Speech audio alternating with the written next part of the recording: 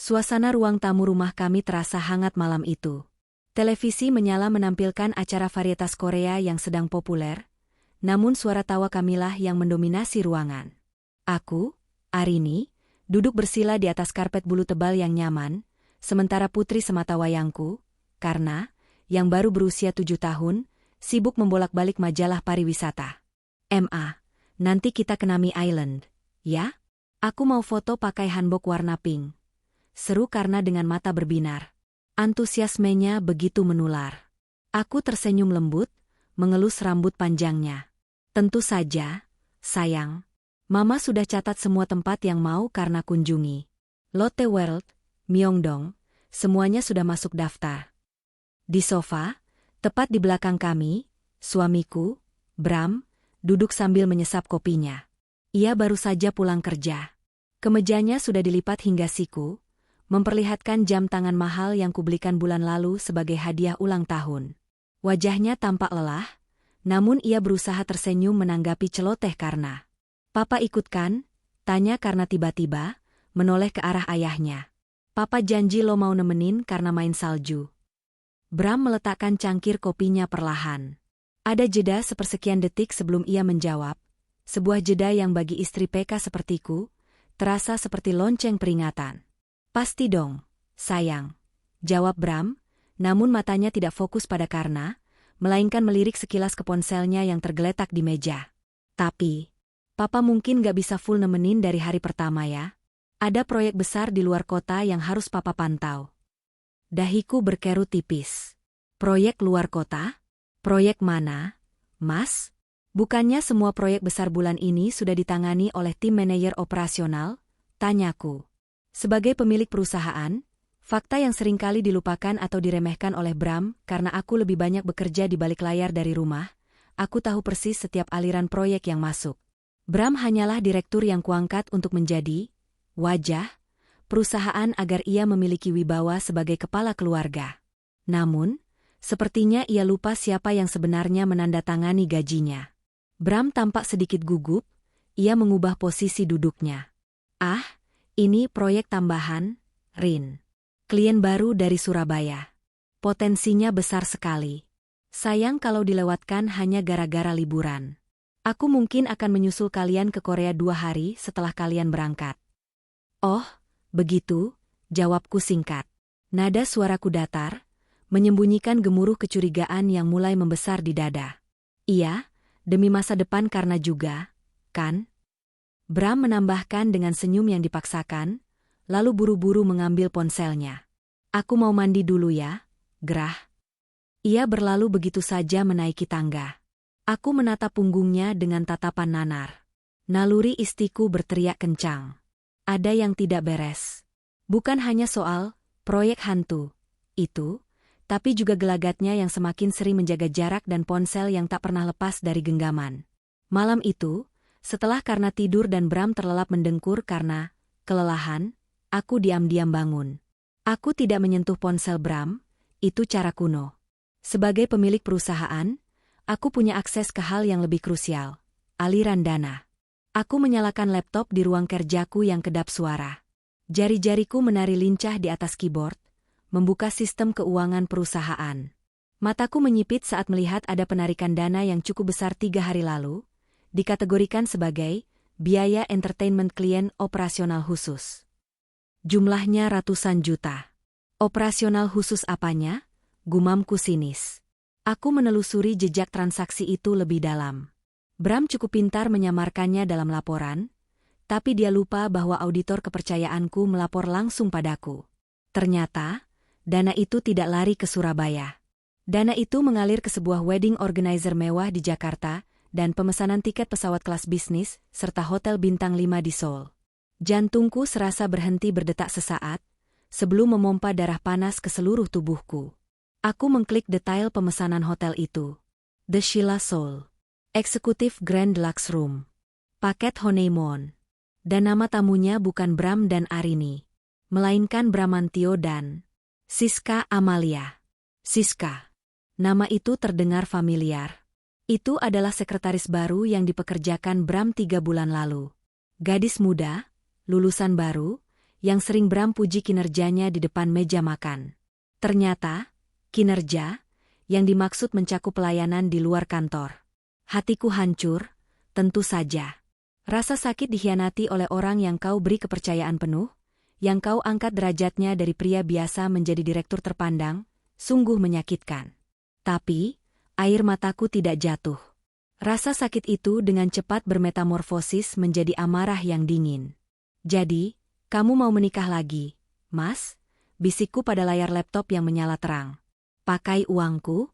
Di saat aku dan anakmu merencanakan liburan keluarga, kamu merencanakan bulan madu dengan pelakor itu. Aku membaca lagi rinciannya. Rencananya rapi sekali. Siska akan berangkat 2 hari lebih awal ke Korea. Bram akan mengantar kami ke bandara, lalu berpura-pura ada urusan mendadak. Padahal ia akan mengantar Siska terlebih dahulu, baru kemudian menyusul dengan penerbangan berikutnya untuk bulan madu, terselubung sambil pura-pura liburan keluarga bersamaku. Betapa tamaknya. Ia ingin istri kaya yang menjamin hidup mewahnya, sekaligus gundik muda untuk memuaskan nafsunya. Aku menutup laptop perlahan. Tidak, aku tidak akan melabraknya sekarang. Itu terlalu mudah. Itu terlalu murahan.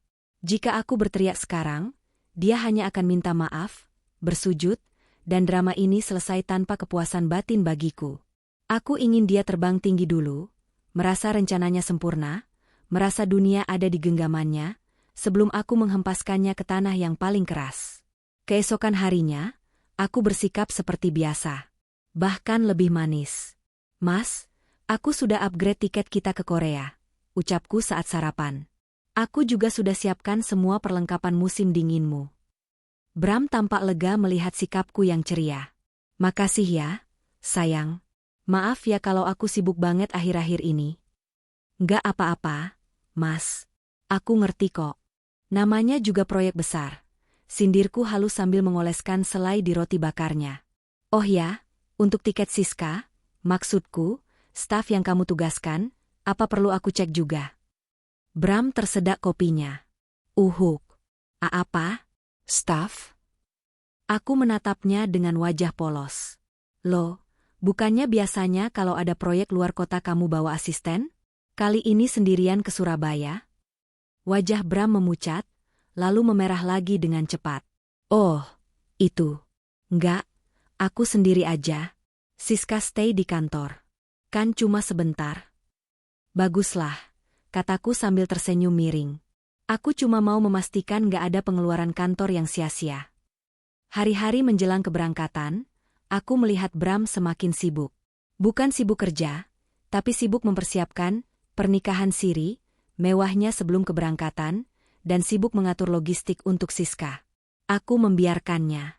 Aku membiarkan dia menguras kartu kredit tambahan yang kuberikan padanya untuk membeli gaun, perhiasan, dan seserahan untuk Siska.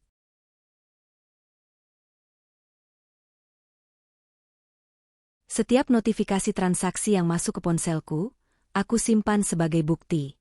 Pembelian perhiasan emas, 50 juta rupiah butik gaun pengantin, 25 juta rupiah.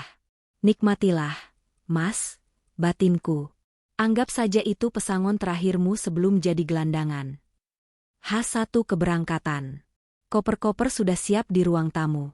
Bram tampak gelisah namun bersemangat. Rencananya adalah, besok pagi-pagi sekali dia akan pamit ke kantor sebentar untuk mengurus berkas. Padahal dia akan mengantar Siska ke Bandara Soekarno-Hatta untuk penerbangan pagi. Siska akan terbang duluan, check-in di hotel mewah yang sudah dibayar pakai uang perusahaanku, dan menunggu Bram di sana. Siangnya, Bram akan pulang menjemputku dan Karna. Malam itu, saat Bram sedang mandi, aku mengambil ponselnya yang tergeletak. Aku sudah tahu passwordnya sejak lama. Aku membuka pesan WhatsApp-nya dengan Siska. Siska, sayang, aku udah gak sabar jadi Nyonya Bramantio. Besok di Korea kita beneran bebas kan? Istrimu yang kampungan itu gak bakal curiga. Bram, tenang aja, Babe. Dia itu lugu. Taunya cuma belanja sama ngurus anak. Dia gak bakal tahu kalau kita honeymoon di hotel yang sama, beda lantai doang. Nanti aku cari alasan buat nyelinap ke kamarmu tiap malam. Love you. Darahku mendidih membaca kata kampungan. Aku, Arini, lulusan S2 Manajemen Bisnis Luar Negeri, yang membangun perusahaan dari nol warisan ayahku hingga sebesar ini, disebut kampungan oleh pelakor yang baru lulus kuliah dan bisanya hanya merengek minta dibelikan tas branded? Baiklah. Aku meletakkan ponsel itu kembali. Rencanaku sudah matang. Aku menelepon orang kepercayaanku, Pak Hadi, manajer HRD sekaligus pengacara perusahaan. Pak Hadi, ucapku tenang, siapkan surat pemecatan untuk Bramantio dan Siska Amalia. Dan satu lagi, hubungi bank. Bekukan semua aset atas nama Bramantio dan blokir semua kartu kredit corporate maupun kartu tambahan yang dia pegang, tepat pukul 10 pagi waktu Korea besok. Jangan sampai meleset 1 detik pun. Baik, Bu Arini. Apakah Ibu yakin? Sangat yakin. Oh ya, Pak. Tolong pesankan tiket ke Lombok untuk 3 orang besok siang. Private villa. Yang paling mahal. Lombok, Bu? Bukannya Ibu ke Korea? Rencana berubah, Pak. Korea terlalu dingin untuk membuang sampah. Lombok lebih cocok untuk memulai hidup baru. Aku menutup telepon.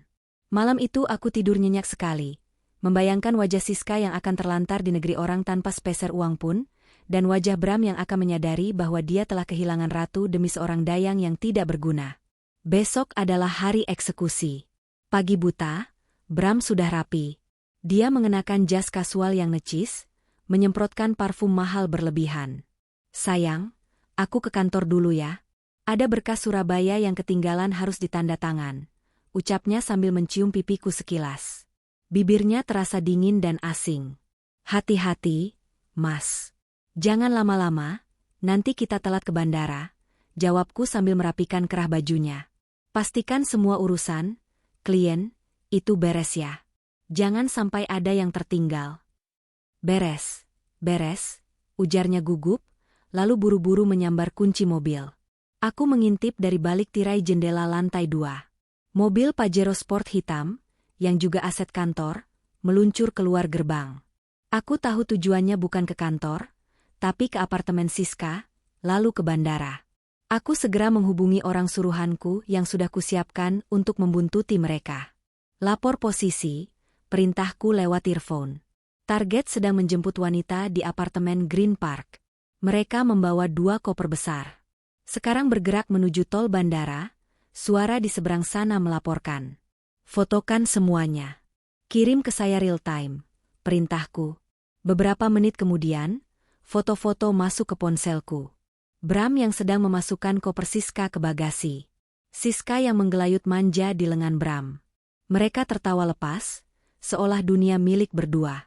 Siska mengenakan coat musim dingin berwarna krem yang kulihat tagihannya di kartu kredit Bram minggu lalu. Cantik juga coatnya, gumamku.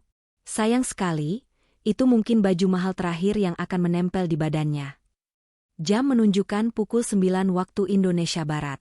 Pesawat Siska dijadwalkan terbang pukul 10.30 waktu Indonesia Barat. Aku membayangkan skenarionya. Bram akan menurunkan Siska di terminal keberangkatan, memberikan ciuman perpisahan sementara, lalu Siska akan check-in, naik pesawat, dan mendarat di Incheon sekitar 7 jam kemudian. Di sana, dia akan naik taksi ke Hotel Sheila, memesan layanan kamar, dan menunggu pangerannya datang. Tapi pangerannya tidak akan pernah datang. Pukul 11 WIB, Bram kembali ke rumah. Wajahnya tampak sumringah, seolah beban berat baru saja terangkat. Dia pikir bagian tersulit rencananya sudah berhasil, memberangkatkan gundiknya dengan aman. Sudah beres urusan kantornya, Mas? Tanyaku saat dia masuk ke kamar, pura-pura sibuk mengecek paspor kami. Sudah, sayang. Lancar jaya. Klien Surabaya sangat puas. Bohongnya tanpa kedip. Yuk, kita siap-siap. Karena mana?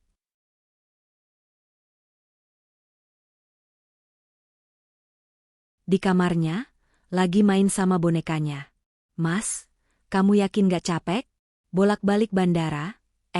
Kantor maksudku, aku sengaja terpeleset lidah. Bram menegang sejenak. Hah? Bandara? Aku dari kantor kok.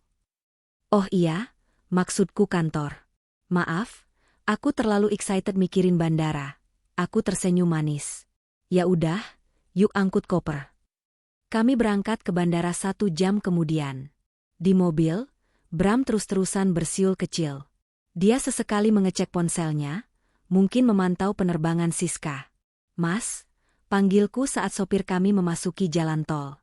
Ya, Rin? Aku barusan dapat kabar dari teman di BMKG. Mulaiku dengan nada serius yang dibuat-buat. Kabar apa? Katanya cuaca di Korea lagi buruk banget. Badai salju ekstrim. Banyak penerbangan yang dialihkan atau delay parah. Bahkan ada peringatan badai. Wajah Bram berubah panik. Serius? Tapi, tadi aku cek aman-aman aja. Itu info update banget. Mas, aku jadi khawatir bahwa karena... Kamu tahu kan karena punya asma? Kalau dinginnya ekstrim banget, bisa kambuh parah. Bram tampak gelisah. Tentu saja dia gelisah. Siska sedang di udara menuju ke sana. Kalau aku membatalkan perjalanan, rencananya berantakan. Ah, nggak mungkin seburuk itulah. Rin, kita kan nginep di hotel bagus, ada pemanas. Sayang lo tiketnya udah dibeli. Udah booking hotel juga. Masalahnya bukan hotelnya, Mas. Tapi perjalanannya. Aku nggak mau ambil risiko soal kesehatan karena... Aku menatapnya tajam. Kamu kenapa sih ngotot banget? Kayaknya kamu pengen banget ke Korea? Padahal katanya sibuk proyek. Bram sadar dia terlalu agresif. Enggak. Maksudku, kasihan karena udah berharap. Justru karena sayang karena, aku mikir ulang. Gimana kalau kita ganti haluan? Tanyaku santai. Ganti? Maksudnya? Kita ke Lombok aja. Cuaca tropis, hangat, pantai. Karena juga suka pantai kan? Kebetulan aku punya rencana mau bangun villa di tanah warisan papa di sana. Sekalian kita survei. Tapi tiket Korea? Hotel? Bram mulai berkeringat dingin. Dia membayangkan Siska sendirian di Korea sementara dia di Lombok. Uang bukan masalah, Mas. Kamu tahu itu? Jawabku enteng. Kesehatan keluarga nomor 1. Sopir, putar balik atau ambil arah ke terminal domestik ya? Kita cek tiket ke Lombok sekarang. Tunggu, Rin. Jangan mendadak gini dong. Seru Bram, suaranya meninggi. Aku menoleh, menatap matanya dalam-dalam. Kenapa? Mas, ada yang ketinggalan di Korea? Atau ada seseorang yang menunggu kamu di sana? Suasana mobil hening seketika. Hawa dingin mencekam bukan berasal dari AC, tapi dari tatapanku. Bram menelan ludah. Dia melihat kilatan di mataku yang belum pernah dia lihat sebelumnya. Kilatan seorang CEO yang biasa memecat manajer tidak becus. Nyalinya menciut. Dia takut ketahuan. Enggak adalah. Siapa yang nunggu? Ya sudah, terserah kamu aja. Kamu kan yang ngatur uang. Dia menyerah, berharap bisa menghubungi Siska nanti untuk menyuruhnya pulang atau bersembunyi. Dia belum tahu bahwa menghubungi siapapun tidak akan semudah itu sebentar lagi. Bagus, aku tersenyum puas. Pak Supir, kita ke Terminal 3 Domestik. Kita ke Lombok. Di dalam tas tanganku, ponselku bergetar. Notifikasi dari bank masuk.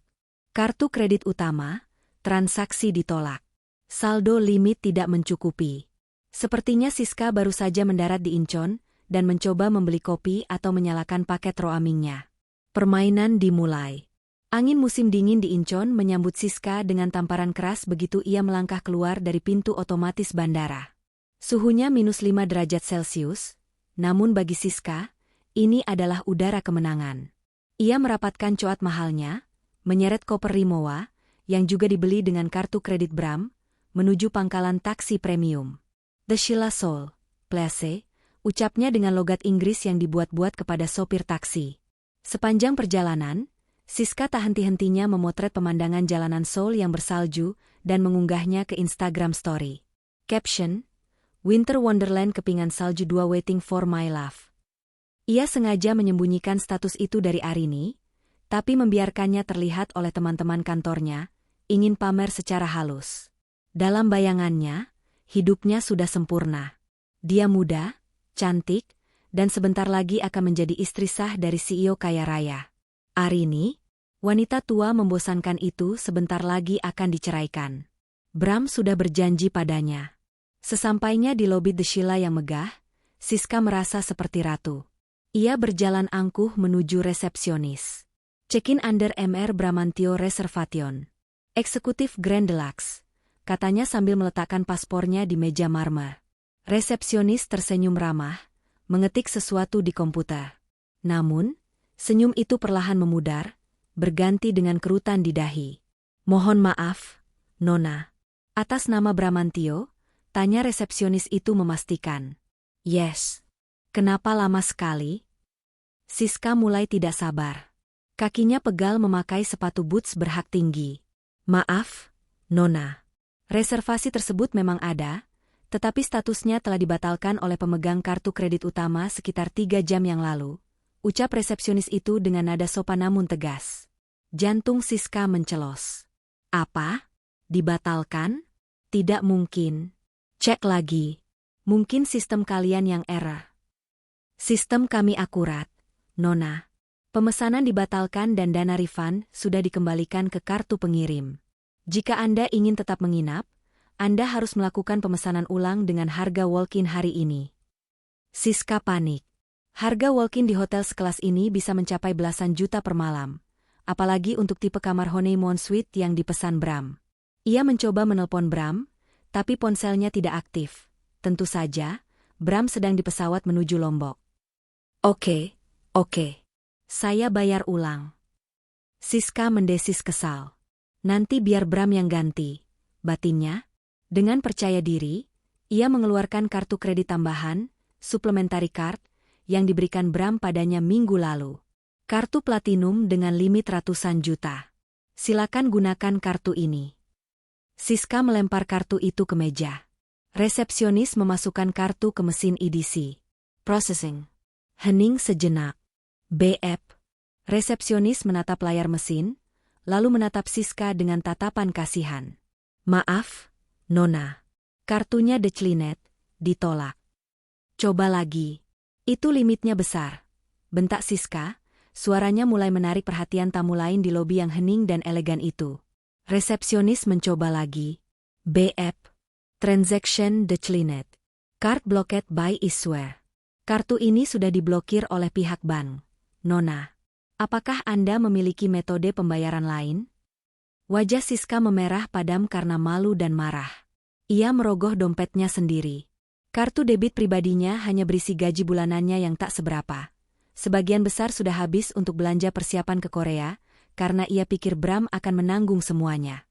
Berapa harga kamarnya? Tanya Siska lirih. Resepsionis menyebutkan angka dalam won yang jika dirupiahkan sekitar 15 juta rupiah per malam. Siska menelan ludah. Saldonya bahkan tidak sampai setengahnya. Saya tunggu di lobi dulu.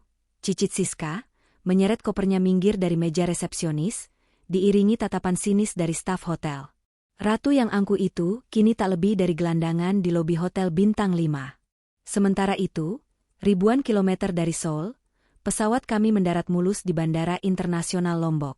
Udara tropis yang hangat langsung menyapa kulit. Mama. Panas tapi enak. Seru karena senang. Aku menggandeng tangan karena, sementara Bram berjalan di belakang kami, sibuk dengan ponselnya. Aku melirik dari sudut mata.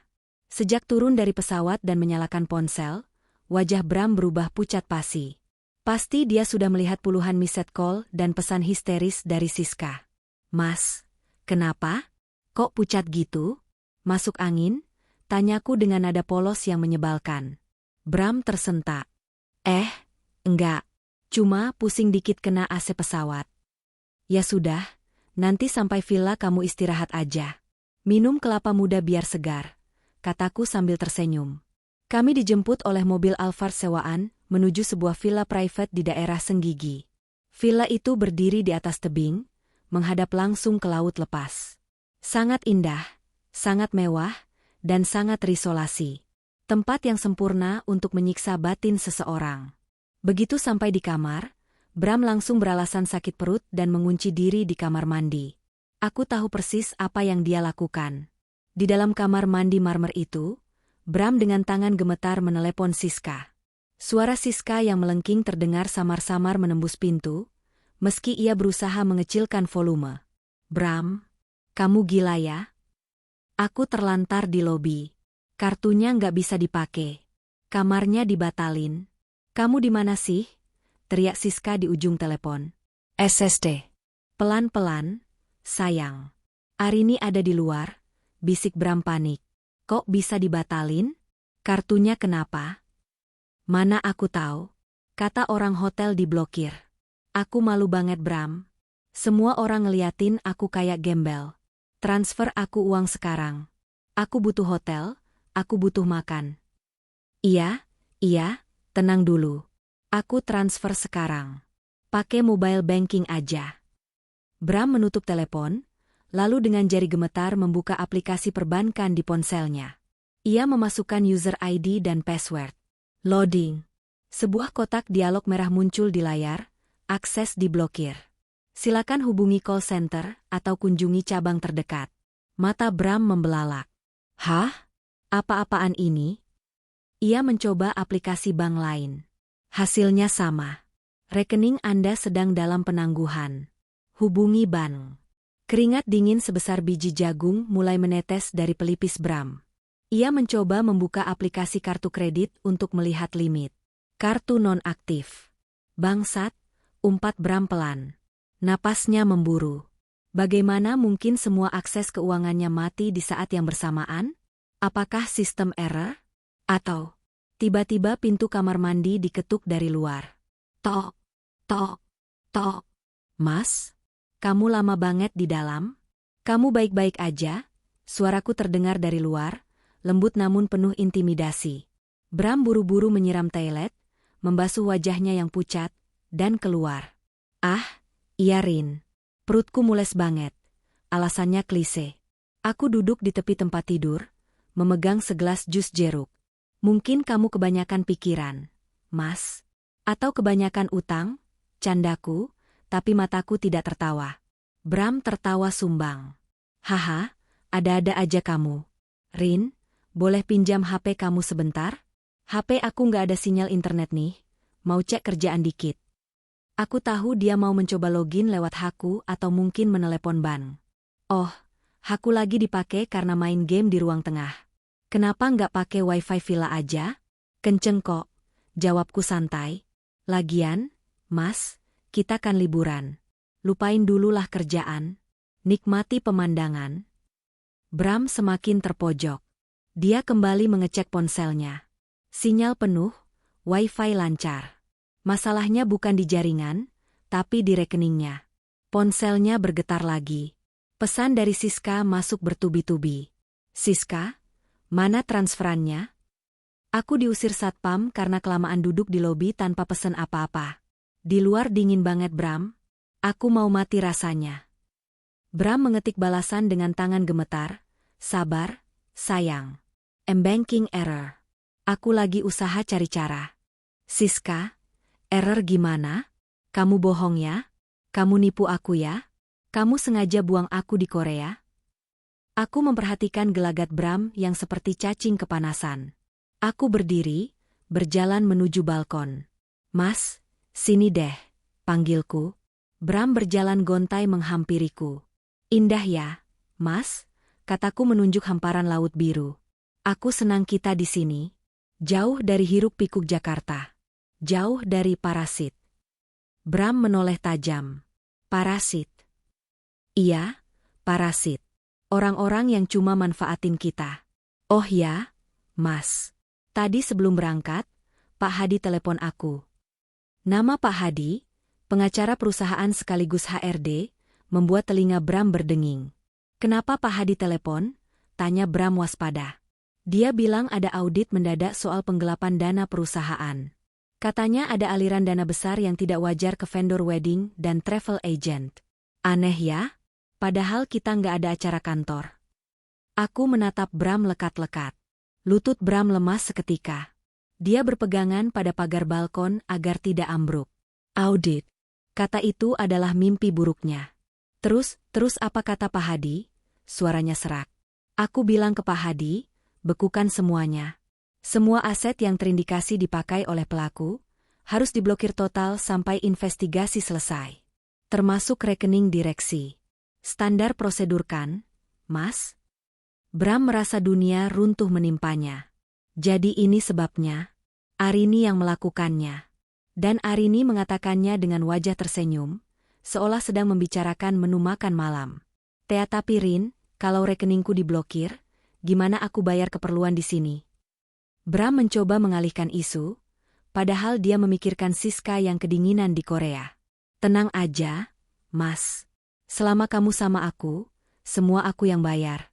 Makan, tidur, semua gratis. Kamu cukup jadi suami yang baik dan duduk manis. Aku menepuk pipinya pelan. Tapi ingat, fasilitas ini cuma berlaku buat keluarga. Orang luar? Yah, mereka harus berjuang sendiri. Aku meninggalkan Bram yang terpaku di balkon. Angin laut yang hangat terasa menyenangkan bagiku, tapi bagi Bram, itu terasa mencekik. Sementara itu, di Seoul, malam mulai turun. Suhu anjlok drastis. Siska berdiri di trotoar depan hotel dengan koper besarnya. Giginya gemeretuk menahan dingin yang menusuk tulang. Coat mahalnya tidak cukup tebal untuk menahan angin malam Korea tanpa lapisan termal yang memadai. Dia lapar, haus, dan tidak punya uang won sepeser pun. Dia mencoba masuk ke convenience store, minimarket, untuk sekadar menghangatkan diri, tapi penjaga toko menatapnya curiga karena dia hanya berdiri di dekat mesin penghangat tanpa membeli apa-apa. Ponselnya berdering. Bukan dari Bram, tapi dari operator selulernya. Peringatan, kuota roaming Anda habis. Layanan data akan dihentikan. Tidak, jerit Siska histeris di pinggir jalanan Seoul yang asing. Tanpa internet, dia tidak bisa menghubungi Bram, tidak bisa buka peta, tidak bisa buka Google Translate. Dia benar-benar sendirian, buta arah, dan miskin di negeri orang. Di Villa Lombok, aku memesan makan malam mewah, lobster bakar dan hidangan laut segar. Ayo makan, Mas, ajakku. Bram duduk di meja makan, menatap lobster di piringnya dengan tatapan kosong. Dia tidak bisa menelan apapun membayangkan, calon istri keduanya, sedang menderita. Kenapa nggak dimakan? Nggak enak?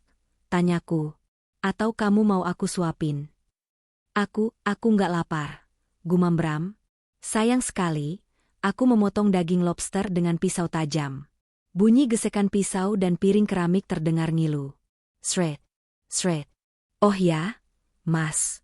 Mulai besok, aku mau mulai meeting sama arsitek untuk pembangunan villa ini. Kamu ikut ya? Hitung-hitung belajar jadi asisten yang baik. Soalnya, jabatan direktur di perusahaan sepertinya sudah nggak cocok buat kamu. Pukulan telak. Bram menatapku dengan mata nanar. Apa maksudmu, Rin? Maksudku? Aku meletakkan pisau dan garpu, lalu menatapnya tajam, menghilangkan semua senyum palsu yang sejak tadi kupasang. Maksudku, nikmatilah makan malam terakhirmu sebagai orang terhormat, Bramantio. Karena mulai besok, kamu hanyalah penonton yang melihat kehancuranmu sendiri. Matahari pagi di Lombok bersinar dengan angkuhnya, menembus tirai tipis kamar villa mewah kami. Cahaya keemasan memantul di lantai marmer, menciptakan suasana surga tropis yang seharusnya menenangkan. Namun, bagi Bram, cahaya itu seperti sorot lampu interogasi yang menyilaukan. Di sisi tempat tidur, Bram masih meringkuk. Lingkaran hitam di bawah matanya begitu pekat. Semalaman ia tidak tidur, bolak-balik ke kamar mandi, mencoba mencari sinyal wifi di sudut-sudut tersembunyi untuk menghubungi Siska, namun nihil. Setiap kali ia mencoba mengirim pesan, yang muncul hanyalah tanda jam pasir atau violet. Aku telah meminta tim IT perusahaanku untuk melakukan remote WiFi dan penguncian pada perangkat seluler perusahaan yang dipegang Bram dengan alasan keamanan data, menyisakan fungsi dasar telepon yang pulsanya pun sudah kulimit. Aku sudah bangun sejak subuh. Setelah yoga ringan di tepi kolam renang dan memastikan karena sarapan dengan gembira bersama pengasuh yang kusewa khusus di villa ini, aku siap untuk sarapan utamaku. Aku duduk di meja makan utama yang menghadap ke laut lepas. Di hadapanku, terhidang kopi espresso hangat dan sebuah map berwarna biru tua. Map yang akan mengubah hidup suamiku selamanya. Mas, bangun, panggilku dari ambang pintu kamar, suaraku datar. Sarapan sudah siap. Kita perlu bicara. Bram bangkit dengan gontai. Wajahnya kusut, rambutnya acak-acakan. Ketampanan yang dulu kubanggakan kini lenyap tertutup kabut kepanikan. Ia berjalan menuju ruang makan seperti narapidana menuju tiang gantungan. Ia duduk di hadapanku. Matanya langsung tertuju pada map biru itu.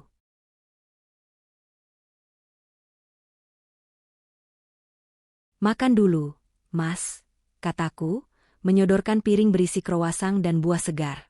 "Aku nggak nafsu, Rin. Tolong, jangan siksa aku kayak gini. Ada apa sebenarnya? Kenapa semua rekeningku mati? Kenapa aku aneh?" Bram akhirnya meledak, meski suaranya bergetar. Aku menyesap kopiku perlahan, menikmati aroma pahit yang menenangkan. "Kamu tanya kenapa? Seharusnya kamu tanya pada dirimu sendiri, Mas. Apa yang sudah kamu lakukan sampai alam semesta pun seolah menghukummu?" Aku meletakkan cangkir, lalu mendorong map biru itu ke hadapannya. "Buka." Tangan Bram gemetar hebat saat menyentuh sampul map itu. Perlahan, ia membukanya. Lembar pertama, foto candid resolusi tinggi saat Bram memeluk pinggang Siska di parkiran apartemen. Lembar kedua, bukti transfer dari rekening perusahaan ke wedding organizer, Royal Dreams, senilai 500 juta rupiah. Lembar ketiga, info Hotel Sheila Soul atas nama Bramantio dan Siska Amalia, lengkap dengan catatan khusus, honeymoon decoration, rose petals on bed. Bram ternganga. Wajahnya pucat pasi, seputih kertas di tangannya. Ia kehilangan kata-kata.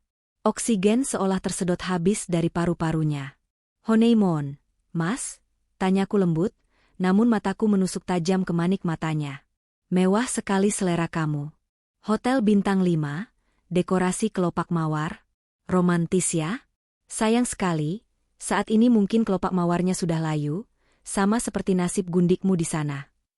"Rin, Arini, aku bisa jelaskan?" Bram tergagap, keringat dingin bercucuran deras di dahinya.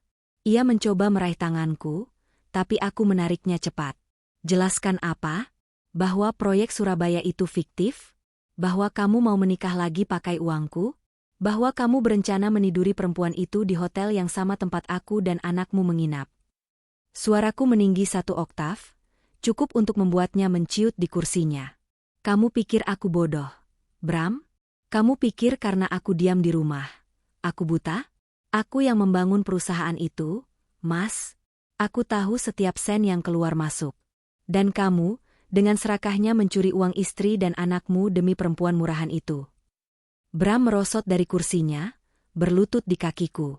Pemandangan yang menyedihkan. Seorang pria yang kemarin merasa seperti raja, kini mengemis di lantai. "Maafkan aku, Rin. Aku hilaf. Siska yang menggoda aku duluan. Aku sumpah, aku nggak cinta sama dia, aku cuma main-main." Bram meracau, menyalahkan Siska demi menyelamatkan dirinya sendiri. Tipikal pengecut. Aku tertawa sinis. "Oh, hilaf? Hilaf kok sampai pesan gaun pengantin? Hilaf kok sampai bikin rencana serapi itu?" Aku berdiri, mengambil lembar terakhir dari map itu dan melemparkannya ke wajah Bram. Kertas itu melayang pelan sebelum mendarat di pangkuannya. Surat keputusan pemberhentian hubungan kerja, PHK, nomor 001 HRD CEO 12/2024 nama, Bramantio jabatan, Direktur Utama, mantan, alasan, penggelapan dana perusahaan, embezzlement, pelanggaran kode etik berat. Baca itu baik-baik, perintahku dingin. Mulai detik ini, kamu dipecat. Bukan hanya dipecat, tim hukumku sedang memproses tuntutan pidana atas penggelapan dana senilai hampir 2 miliar rupiah yang kamu ambil selama setahun terakhir untuk membiayai gaya hidupmu dan pelacur itu. Mata Bram membelalak horor. "Pidana? Penjara? Rin, jangan gila. Aku suamimu. Ayah dari Karna. Ayah macam apa yang tega menipu anaknya soal liburan demi berzina?" sentakku. "Jangan bawa-bawa Karna. Kamu kehilangan hak untuk menyebut namamu sebagai ayahnya saat kamu memilih Siska. Rin, tolong cabut laporannya. Aku balikin uangnya. Aku janji." Bram menangis histeris. "Balikin pakai apa? Kamu punya apa?" tanyaku sadis. "Mobil yang kamu pakai? Aset kantor? Rumah yang kita tempati? Warisan ayahku? Jam tangan di tanganmu? Hadiah dariku. Kamu itu nol besar tanpa aku, Bram. Kamu masuk ke hidupku cuma bawa baju di badan, dan kamu akan keluar dengan cara yang sama. Aku berjalan menjauh, memberinya punggung. Nikmatilah liburan ini, Mas. Karena begitu kita mendarat kembali di Jakarta, polisi sudah menunggumu di bandara. Dan soal Siska? Aku menoleh sedikit, tersenyum miring. Dia juga sudah menerima surat pemecatannya pagi ini via email. Semoga dia punya tabungan, karena hidup di Seoul tanpa uang itu brutal. Sementara itu, di Seoul, kata brutal bahkan tidak cukup untuk menggambarkan apa yang dialami Siska. Malam telah berganti pagi, namun matahari musim dingin tidak memberikan kehangatan sedikit pun. Siska terbangun dengan tubuh kaku dan sakit di sebuah kursi keras di dalam gerai fast food 24 jam di daerah Myeongdong. Ia berhasil menyelinap masuk semalam, membeli 1 koin es krim termurah dengan sisa uang koin dolar yang ia temukan di saku tasnya, hanya agar tidak diusir manajer toko. Ia meringkuk memeluk tas tangannya, takut dicopet. Matanya bengkak karena menangis semalaman. Riasan wajahnya luntur, rambutnya lepek. Ia tampak seperti gelandangan elit. Perutnya perih melilit karena lapar. Ia menatap nanar ke arah pelanggan lain yang menyantap burger hangat dan kopi panas. Aroma kentang goreng membuatnya mual karena lapar. Siska menyalakan ponselnya, memanfaatkan wifi gratis restoran. Berharap ada kabar baik dari Bram. Ada 1 email masuk. Jantungnya berdebar penuh harap. Apakah ini bukti transfer? Atau tiket pulang? Ia membuka email itu. Pengirimnya, HRD Department, PT. Arini Sentosa. Subjek, pemberitahuan PHK dengan tidak hormat. Siska membaca isinya dengan tangan gemetar. Saudari Siska Amalia diberhentikan secara tidak hormat karena terlibat dalam konspirasi penggelapan dana perusahaan bersama saudara Bramantio. Perusahaan tidak bertanggung jawab atas segala fasilitas yang sebelumnya dijanjikan oleh saudara Bramantio secara ilegal. Siska menjatuhkan ponselnya ke meja. Layarnya retak sedikit, seperti retaknya kewarasannya saat itu. Dipecat? Desisnya. Aku dipecat? Bram dipecat? Dunia Siska runtuh. Ia tidak hanya terjebak di negeri asing, ia juga kehilangan sumber pendapatannya. Ia ingat semua cicilan paylater yang ia gunakan untuk membeli baju-baju musim dingin ini, berharap nanti Bram yang akan melunasinya. Sekarang, ia punya hutang menumpuk, tanpa pekerjaan, dan tanpa tiket pulang. Ia mencoba menghubungi Bram lagi lewat WhatsApp. Siska, Bram. Jawab aku. Kita dipecat?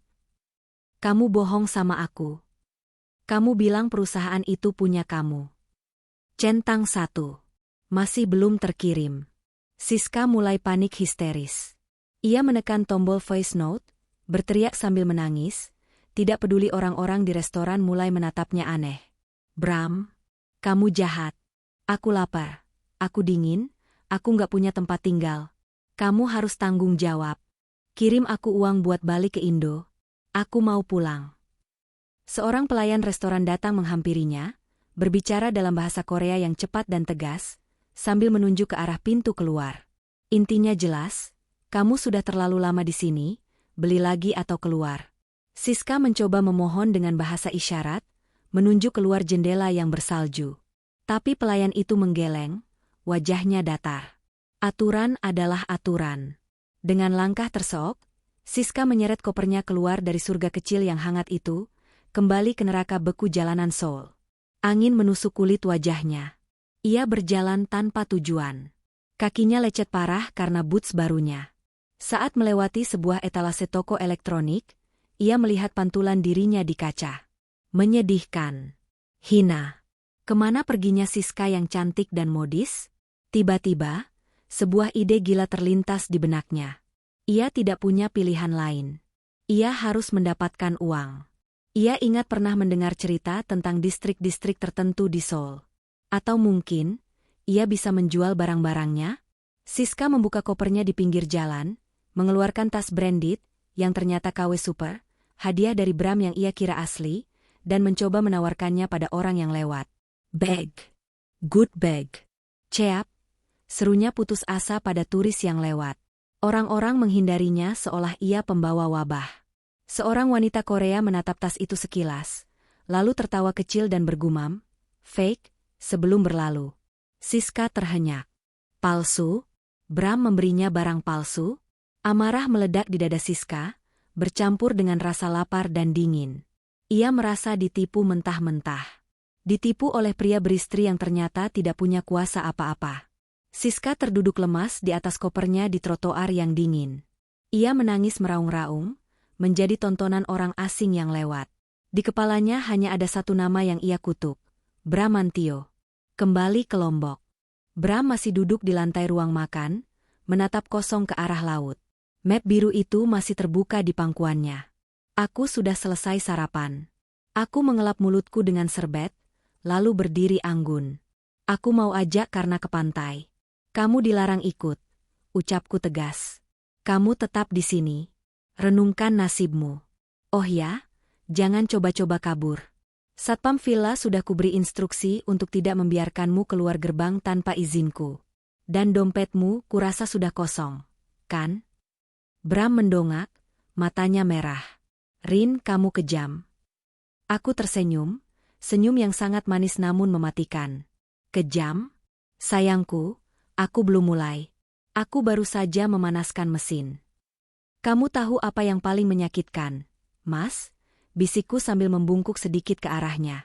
Kenyataan bahwa kamu menukar berlian dengan batu kerikil.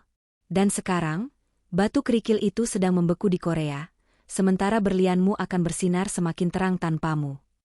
Aku melangkah pergi meninggalkan Bram yang hancur. Di luar, karena sudah menunggu dengan ember pasirnya. Papa mana? MA? Tanya karena polos. Papa sedang dihukum, sayang. Karena papa nakal. Jawabku santai. Dihukum kayak aku kalau nggak mau makan sayur. Lebih berat dari itu, sayang. Jauh lebih berat. Hari itu aku habiskan bermain dengan Karna, tertawa lepas, membiarkan ombak menyapu kakiku. Aku merasa bebas. Beban kebohongan yang selama ini kurasakan dari Bram telah terangkat. Namun, rencanaku belum selesai. Bram masih di sini. Aku butuh dia merasakan penderitaan psikologis yang lebih dalam sebelum aku menendangnya keluar dari rumahku selamanya. Malam itu, aku kembali ke villa. Bram masih di posisi yang sama, seolah membatu. Tapi aku melihat sesuatu yang berbeda. Ada kilatan nekat di matanya. Saat aku mandi, aku mendengar suara gaduh dari kamar sebelah. Bram sedang mengobrak-abrik lemariku. Mencari apa? Uang tunai? Perhiasan? Aku keluar dengan batrobe, bersandar di pintu. Cari apa? Maling? Bram terlonjak. Di tangannya ada beberapa lembar uang ratusan ribu yang ia temukan di laci. Aku butuh uang ini. Aku mau pulang. Aku mau urus Siska. Teriaknya, sudah tidak peduli lagi dengan harga diri. Silakan ambil, kataku tenang. Itu cuma cukup buat naik taksi ke bandara. Tiket pesawat? Jangan harap. Semua maskapai sudah ku blacklist namamu atas permintaan perusahaan karena kasus penggelapan. Kamu dibanet terbang sampai kasus hukum selesai. Bram meremas uang itu, wajahnya merah pada menahan amarah dan frustrasi. Dia sadar, dia benar-benar terperangkap di pulau ini, di villa mewah ini, sebagai tawanan dari istri yang dikhianatinya. Selamat malam, Mas. Tidurlah di sofa. Kamar utama terlalu suci untuk pengkhianat, ucapku, lalu membanting pintu kamar dan menguncinya. Di dalam kamar, aku mengecek ponselku. Ada notifikasi dari Kedutaan Besar Indonesia di Korea. Rupanya, seseorang melaporkan adanya WNI yang terlantar dan membuat keributan di Myeongdong. Aku tersenyum. Bagus, Siska. Buatlah keributan. Biar seluruh dunia tahu betapa rendahnya dirimu. Seoul, Korea Selatan. Kantor Kedutaan Besar Republik Indonesia, KBRI, di Seoul terasa hangat, kontras dengan udara di luar yang membekukan tulang. Namun bagi Siska, kehangatan itu tidak mampu mencairkan rasa malunya. Ia duduk di salah satu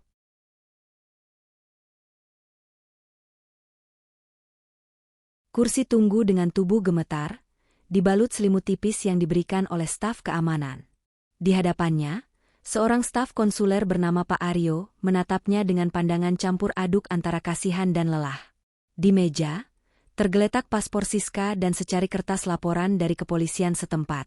Siska baru saja dijemput polisi karena dilaporkan menggelandang dan mengganggu ketertiban umum di depan sebuah toko roti. Ia tertangkap basah mencoba mengambil roti sisa yang akan dibuang. Jadi, Mbak Siska Amalia, Pak Aryo membuka suara, nadanya formal.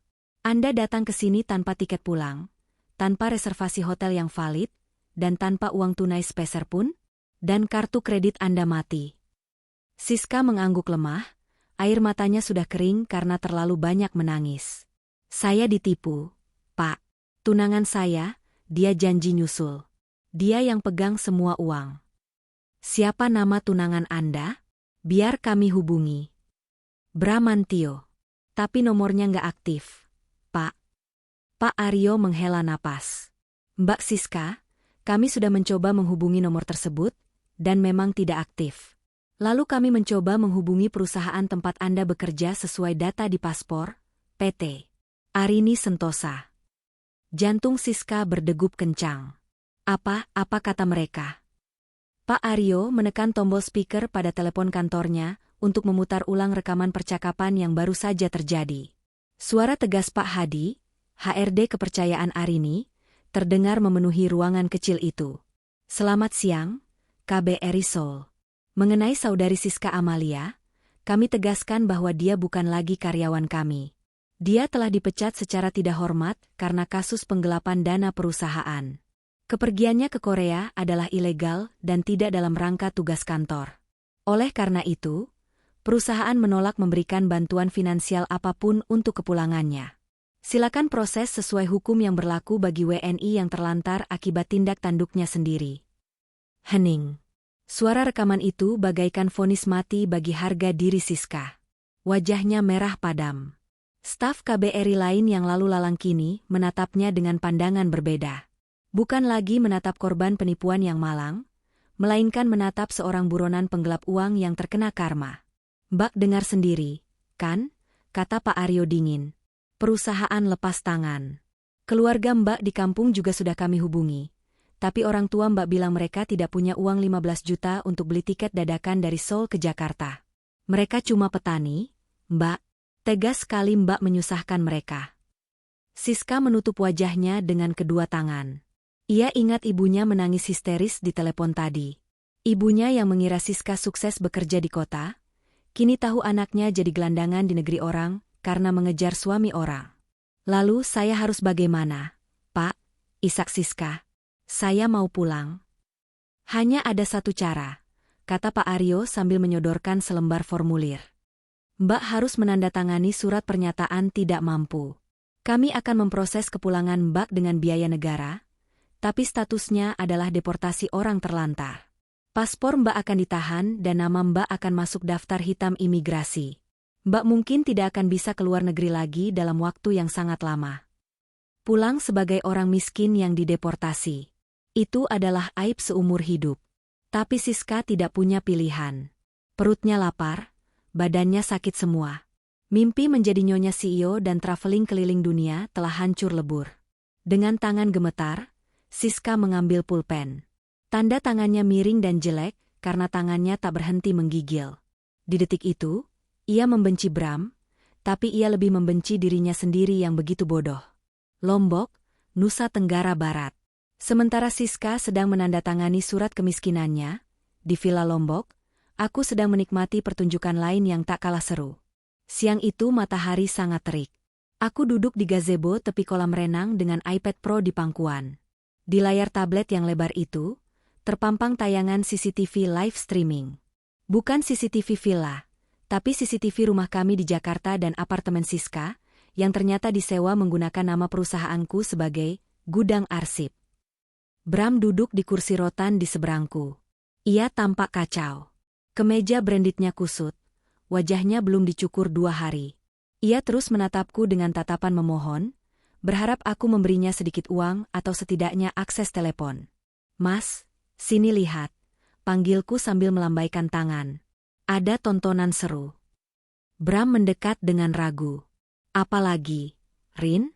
Kamu belum puas nyiksa aku? Justru karena aku istri yang baik, aku mau kasih tahu update terkini soal aset-aset kita. Aku memutar layar iPad ke arahnya. Di layar, terlihat sebuah truk towing sedang parkir di depan garasi rumah kami. Beberapa orang berseragam leasing dan polisi sedang berbicara dengan satpam rumah. Itu mobil Rubicon aku. Seru Bram panik saat melihat mobil kesayangannya ditarik keluar paksa dari garasi. Kenapa ditarik? Cicilannya lancar kan? Itu pakai namaku sendiri, Rin? Koreksi, Mas. Itu pakai namamu, tapi bayarnya pakai uang perusahaan yang kamu manipulasi lewat pos anggaran marketing. Tim auditku sudah menyerahkan buktinya ke pihak leasing dan kepolisian. Mobil itu disita sebagai barang bukti tindak pidana pencucian uang. Rin, itu mobil impianku. Bram berteriak, matanya berkaca-kaca melihat mobil gagah itu diangkut pergi seperti rongsokan. Impian yang dibangun di atas kebohongan memang gampang runtuh. Mas, jawabku santai sambil menggeser layar ke feed CCTV berikutnya. Kali ini tayangan dari sebuah lobi apartemen. Terlihat beberapa orang sedang mengangkut sofa kulit, TV layar datar 60 inci, dan kotak-kotak berisi tas serta sepatu wanita. Kenal tempat ini? Tanyaku. Bram menelan ludah. Itu apartemen tempat ia menyembunyikan Siska. Itu apartemen Siska, gumamnya. Yap. Dan karena sewanya nunggak, karena rekening kamu aku blokir, dan pemilik unit tahu kalau penyewanya buronan penggelapan, mereka langsung mengusir paksa. Barang-barang di dalamnya disita perusahaan untuk menutupi sebagian kecil kerugian yang kamu buat. Lumayanlah, TV-nya bisa buat di kantin karyawan. Bram merosot ke lantai gazebo. Ia melihat kerajaan kecil yang ia bangun diam-diam hancur berkeping-keping dalam hitungan menit, secara live. Kamu iblis, Rin, bisik Bram. Aku tertawa renyah. Iblis? Mas, aku ini malaikat pencabut nyawa bagi pengkhianat. Seharusnya kamu bersyukur aku tidak menyiarkan ini di YouTube. Aku meletakkan tablet itu di meja, lalu menatapnya serius. Sekarang, mari bicara soal kelangsungan hidupmu di sini. Uangmu habis. Tiketmu diblokir. Kamu tidak bisa keluar dari pulau ini. Tapi aku masih punya sedikit belas kasihan. Aku tidak akan membiarkanmu mati kelaparan. Bram mendongak, ada sedikit harapan di matanya. Kamu mau kasih aku uang? Bukan. Aku mau kasih kamu pekerjaan. Aku menunjuk ke arah taman villa yang luas dan kolam renang besar itu. Tukang kebun villa ini baru saja minta izin cuti seminggu karena istrinya melahirkan. Dan aku butuh seseorang untuk membersihkan kolam, memotong rumput, dan mengangkut sampah dapur setiap hari. Rahang Bram jatuh. Kamu gila? Aku ini direktur. Maksudku, mantan direktur. Masa kamu suruh aku jadi tukang kebun? Pilihan ada di tanganmu, Mas. Mau jadi tukang kebun dan dapat jatah makan 3 kali sehari plus tempat tidur di kamar pelayan? Atau mau mempertahankan gengsi direktur MU itu tapi tidur di jalanan Lombok dan makan sisa turis? Aku berdiri, merapikan gaun pantaiku. Aku kasih waktu 5 menit. Kalau kamu setuju, sapu dan jaring kolam ada di gudang belakang. Kalau tidak, silakan angkat kaki dari gerbang sekarang juga. Bram menatapku dengan kebencian yang membara, tapi perutnya yang keroncongan berteriak lebih keras. Dia tidak punya siapa-siapa. Dia tidak punya apa-apa. 5 menit kemudian, aku melihat pemandangan yang sangat memuaskan dari balik jendela kamarku yang ber-AC dingin. Bram, dengan kemeja branded jutaan rupiah yang kini digulung asal-asalan, sedang memegang jaring panjang, membersihkan daun-daun kering di kolam renang di bawah terik matahari yang menyengat. Keringat bercucuran di wajahnya, bercampur dengan air mata yang mungkin ia coba sembunyikan. Sementara itu, Karna berlari menghampiriku. Papa ngapain? Papa lagi belajar, sayang, jawabku sambil memeluk Karna. Belajar apa? Belajar bahwa mencari uang halal itu susah. Dan belajar bahwa kalau kita menyakiti orang yang tulus, karma itu bayarnya tunai. Ponselku bergetar lagi. Pesan dari Pak Aryo KBRI Seoul masuk. Laporan, Siska Amalia sudah menandatangani surat deportasi. Dijadwalkan terbang besok dengan pesawat ekonomi paling murah, transit 2 kali. Kondisi fisik, lemah. Kondisi mental, terguncang. Sempurna, gumamku. Reuni mereka di Jakarta nanti akan sangat menarik. Siska si gelandangan deportasi, dan Bram si tersangka miskin. Tapi sebelum itu, aku masih punya satu kejutan lagi untuk Bram di villa ini. Malam ini, tamu spesial akan datang. Tamu yang akan membuat Bram berharap dia tenggelam saja di dasar kolam renang itu. Di atas langit, penerbangan transit murah. Siska duduk terjepit di kursi tengah deretan paling belakang, tepat di sebelah toilet. Baunya menyengat setiap kali pintu toilet terbuka, namun ia tidak punya tenaga untuk protes. Ini adalah penerbangan kelas ekonomi termurah dengan 2 kali transit, Hong Kong dan Singapura, sebelum akhirnya menuju Jakarta. Penampilannya jauh dari kata sosialita. Rambutnya lepek berminyak karena belum keramas 3 hari, wajahnya kusam tanpa make up, dan ia mengenakan pakaian yang sama sejak diusir dari hotel.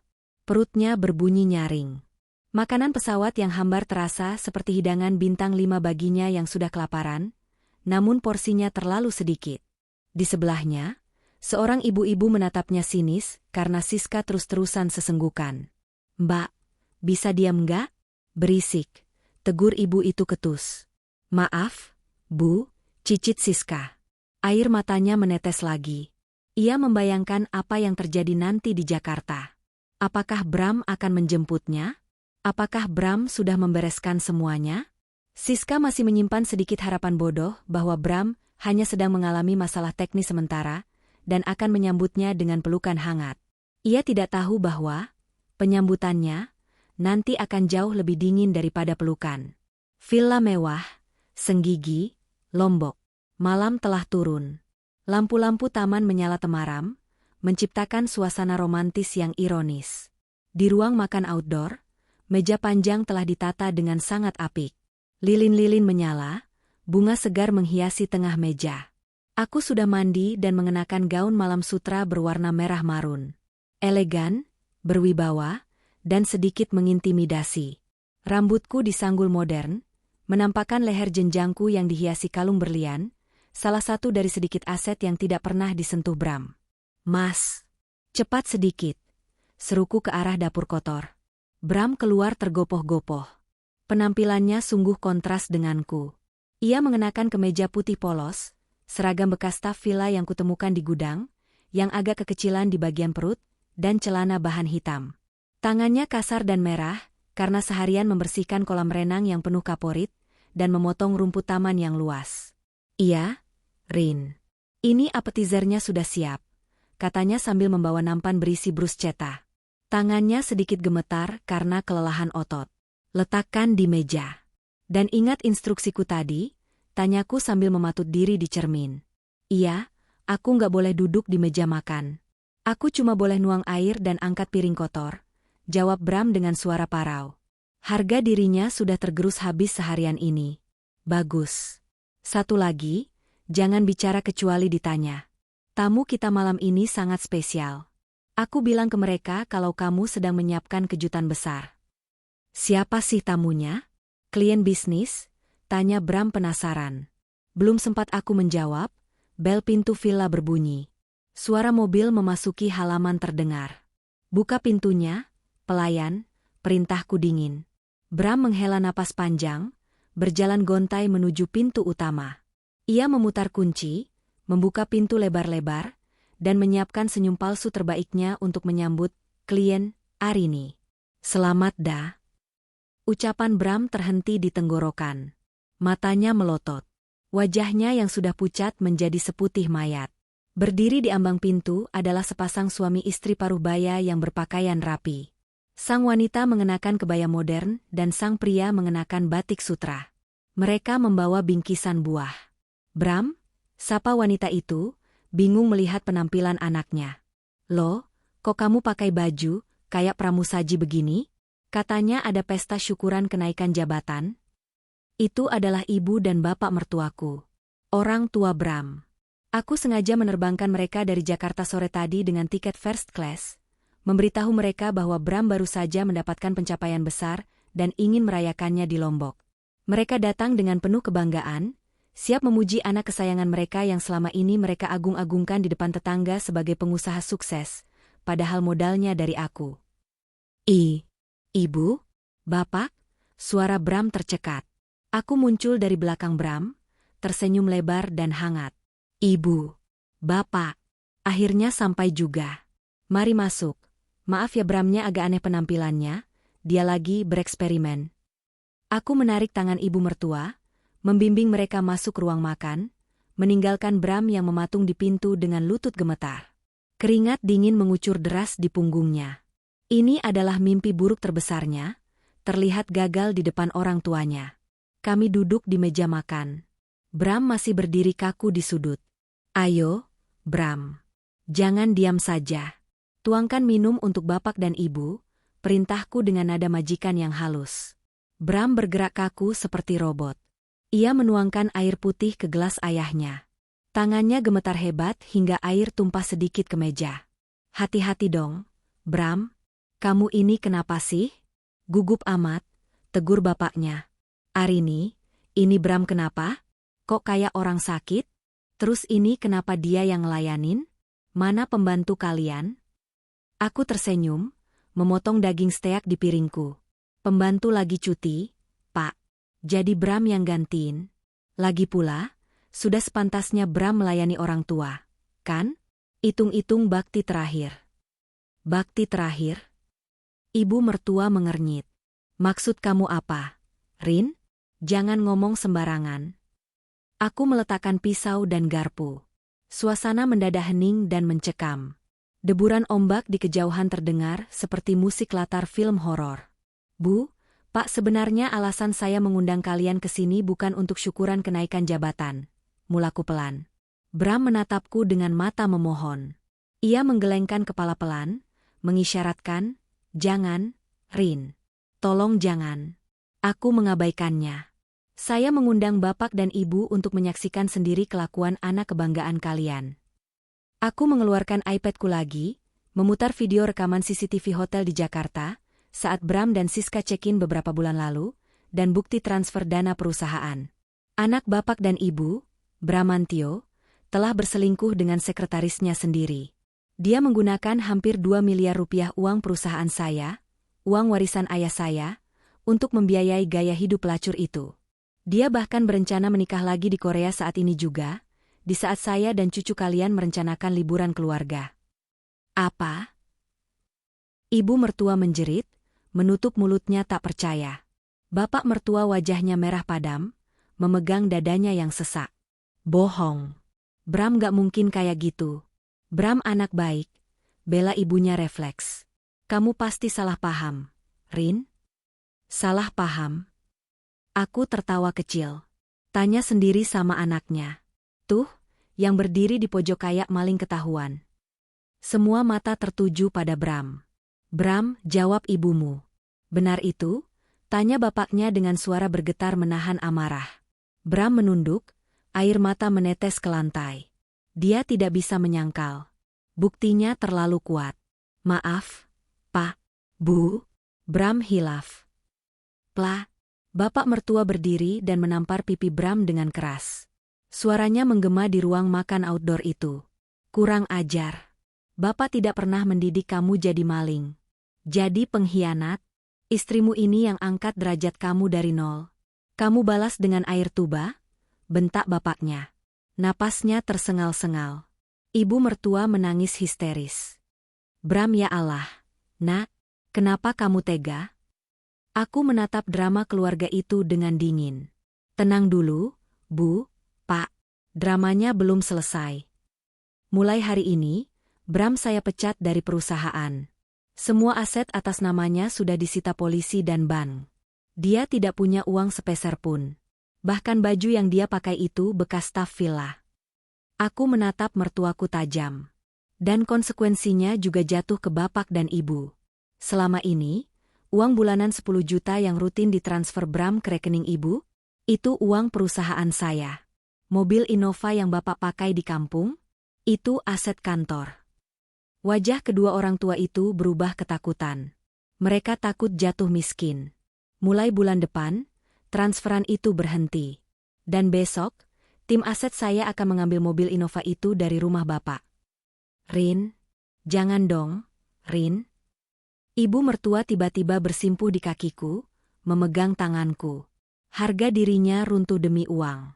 Ibu minta maaf atas kelakuan Bram. Tapi jangan tarik fasilitas ibu. Bapakmu sakit-sakitan, butuh biaya berobat. Aku menarik tanganku perlahan. Itu urusan Bram, Bu. Minta sama anak ibu yang sukses, itu. Oh lupa, dia kan sekarang cuma tukang kebun magang. Bram yang melihat ibunya mengemis di kaki istrinya, merasa hatinya dicabik-cabik. Rasa malu yang ia rasakan jauh lebih menyakitkan daripada pukulan fisik apapun. Ia telah menghancurkan hidupnya sendiri, dan menyeret orang tuanya ke dalam lubang kehinaan. Cukup, Rin. Isak Bram.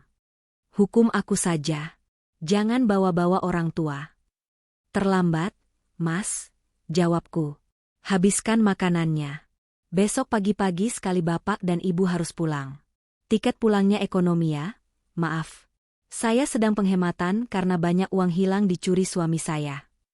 Malam itu berakhir dengan tangisan pilu ibu mertua dan kemarahan bapak mertua yang tak henti-hentinya memaki Bram. Aku masuk ke kamar, tidur dengan sangat nyenyak. Bandara Internasional Soekarno-Hatta, Terminal 3 kedatangan. Beberapa jam kemudian, pesawat yang membawa Siska mendarat. Siska berjalan keluar dari Garbarata dengan langkah gontai. Ia adalah penumpang terakhir yang turun. Matanya sembab, tubuhnya bau keringat. Ia hanya ingin pulang ke kosannya yang dulu, tidur, dan melupakan mimpi buruk ini. Saat ia sampai di bagian imigrasi, petugas memeriksa paspor dan surat deportasinya dengan tatapan tajam. Siska Amalia? Tanya petugas itu. Iya, Pak, jawab Siska lemah. Petugas itu menekan tombol di bawah mejanya. Tahan sebentar di sini. Kenapa lagi, Pak? Saya sudah mau pulang. Rengek Siska. Tiba-tiba, dua orang pria berbadan tegap mengenakan kemeja putih polos dan celana taktis mendekat. Di belakang mereka, ada dua petugas kepolisian berseragam. Saudari Siska Amalia? Tanya salah satu pria itu sambil menunjukkan lencana kepolisian. Siska mundur selangkah, ketakutan. Iya? Ada apa ini? Kami dari Direktorat Reserse Kriminal Khusus.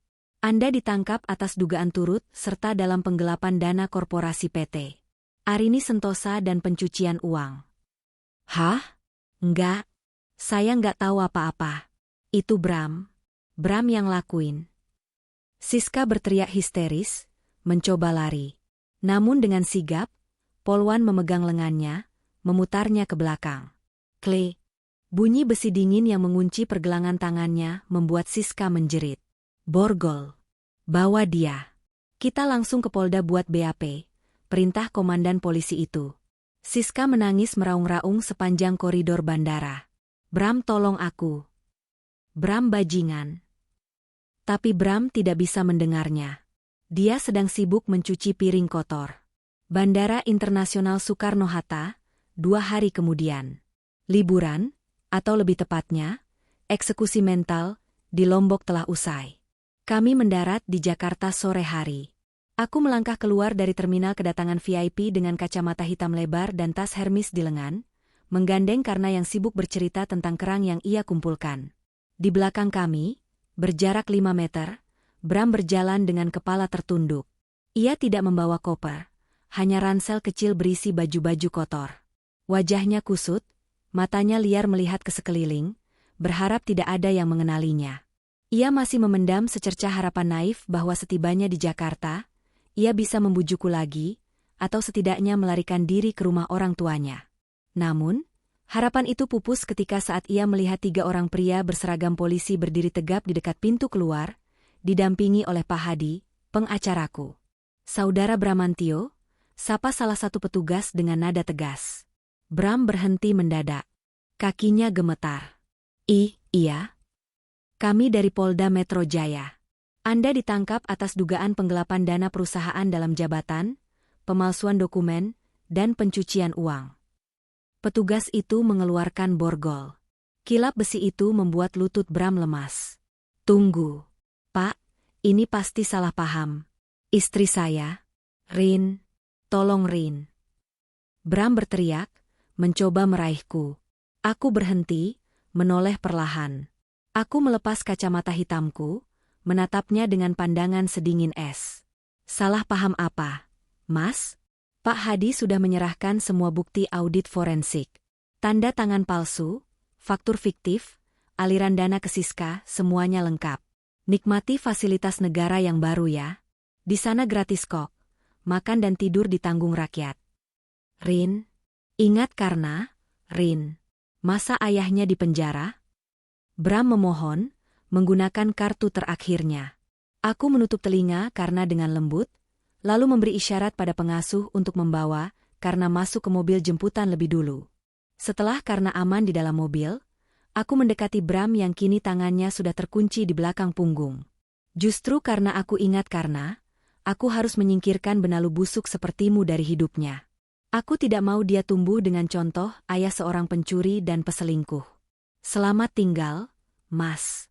Sampai ketemu di pengadilan. Bram diseret masuk ke mobil polisi, meraung-raung memanggil namaku. Orang-orang di bandara merekam kejadian itu. Dalam hitungan jam, video, suami CEO diseret polisi di bandara, akan viral. Aku tersenyum puas, lalu masuk ke mobil Alphardku yang nyaman. Polda Metro Jaya, ruang pemeriksaan. Suasana di kantor polisi sangat sibuk dan bising. Tapi di ruang konfrontasi itu, udara terasa begitu berat. Penyidik sengaja mempertemukan kedua tersangka untuk melengkapi berita acara pemeriksaan, BAP. Bram dibawa masuk dengan baju tahanan oranye bernomor 045. Di dalam ruangan, sudah duduk seorang wanita dengan baju tahanan oranye bernomor 048. Itu Siska. Tapi bukan Siska yang cantik dan glowing. Ini adalah Siska versi hancur lebur. Rambutnya dipotong pendek asal-asalan, mungkin karena kutu atau aturan sel, wajahnya kusam berjerawat, dan matanya bengkak. Saat melihat Bram masuk, mata Siska yang tadinya redup langsung menyala penuh kebencian. Bram, bajingan kamu. Siska melompat dari kursinya, mencoba menyerang Bram, tapi ditahan oleh Polwan. Kamu bilang kamu kaya. Kamu bilang perusahaan itu punya kamu. Kamu nipu aku. Bram yang juga sedang stres berat, tidak mau kalah. Kamu yang gatal.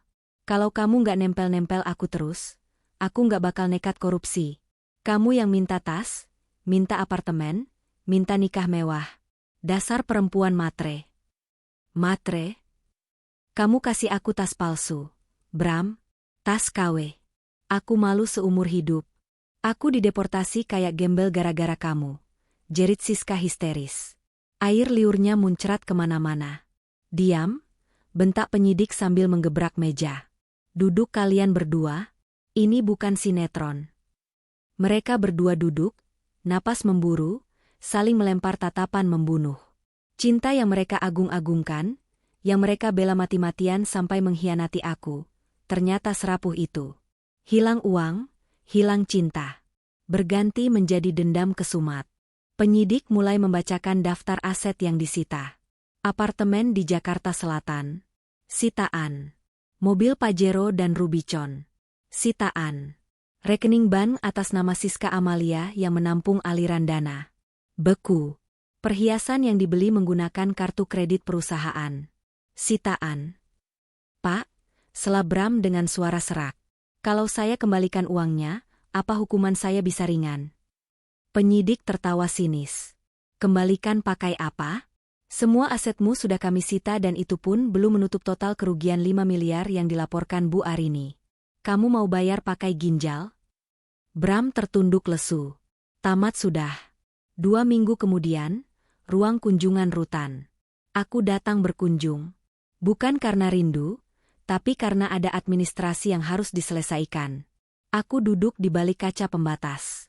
Di seberang sana, Bram duduk. Dia terlihat kurus kering. Rambutnya botak, dicukur paksa di rutan, dan ada lebam biru di pipinya.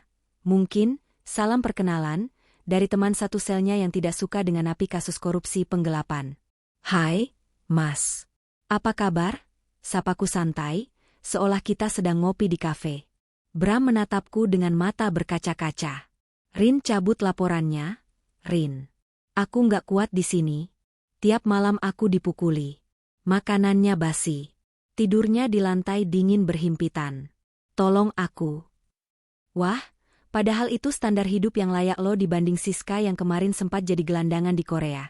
Jawabku acuh. Aku kesini bawa ini. Aku menempelkan sebuah dokumen di kaca. Gugatan perceraian. Tanda tangan. Pengacaraku akan mengurus sisanya.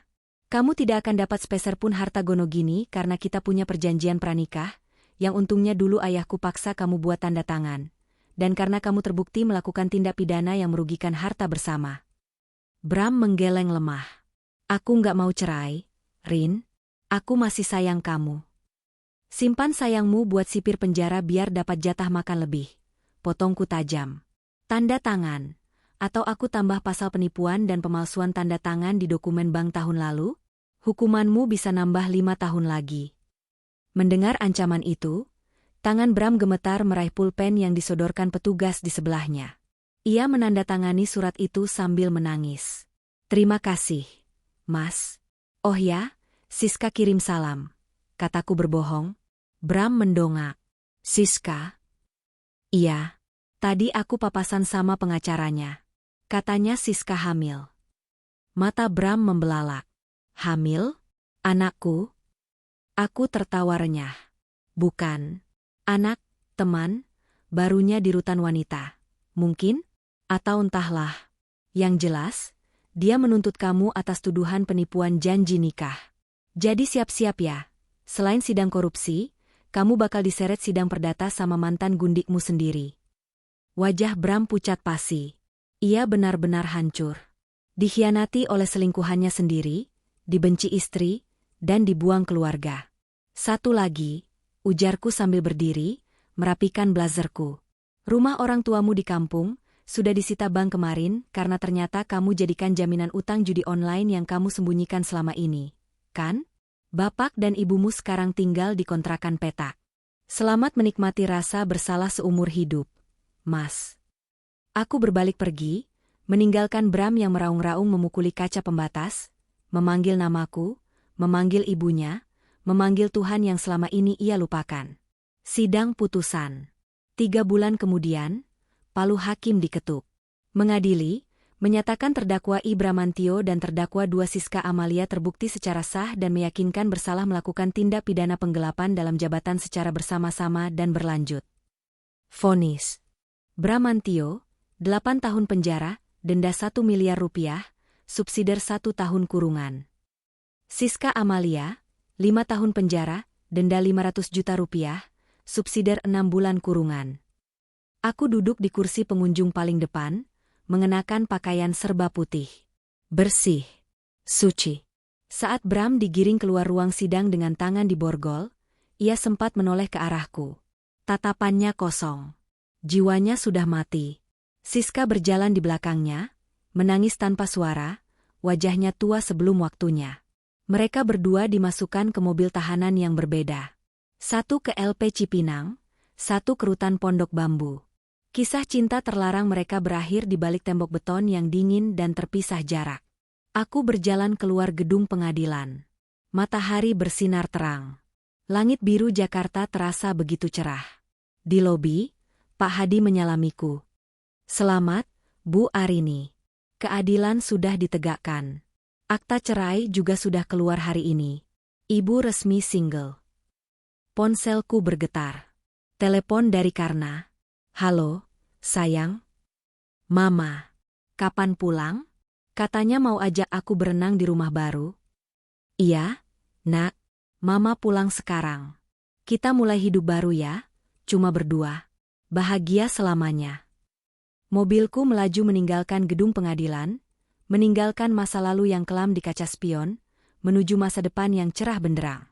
Ngin sore di pantai Senggigi berhembus lembut, menerbangkan ujung selendang sifon yang kukenakan. 5 tahun telah berlalu sejak badai rumah tangga itu menghantam, dan hari ini, di tempat yang dulu menjadi saksi bisu kehancuran suamiku, berdiri sebuah mahakarya. The Arini Luxury Resort Spa. Aku berdiri di podium, memegang gunting emas. Di sampingku, karena yang kini berusia 12 tahun, tumbuh menjadi gadis remaja yang cerdas dan cantik. Ia tersenyum bangga padaku.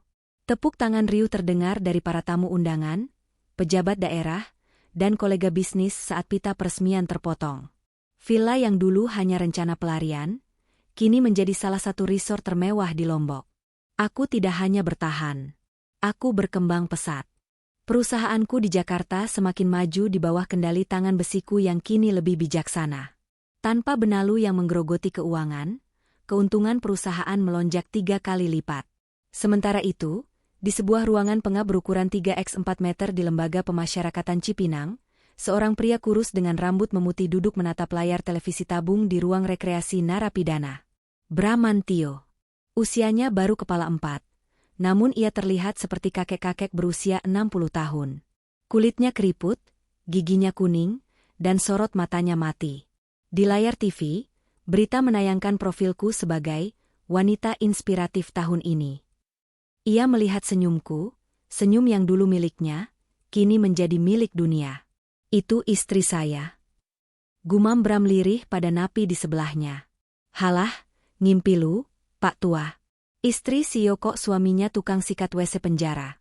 Ledek napi muda itu sambil menoyor kepala Bram. Bram hanya diam, menelan kepahitan itu. Ia teringat masa lalunya. Mobil mewah, jas mahal, istri sempurna, anak lucu. Semua ia tukar demi nafsu sesaat pada wanita yang bahkan tidak setia padanya. Penyesalan itu datang setiap detik, mencekik lehernya, tapi waktu tak bisa diputar ulang. 3 tahun lagi sisa masa hukumannya, dan setelah keluar nanti, ia tahu tak ada yang menunggunya.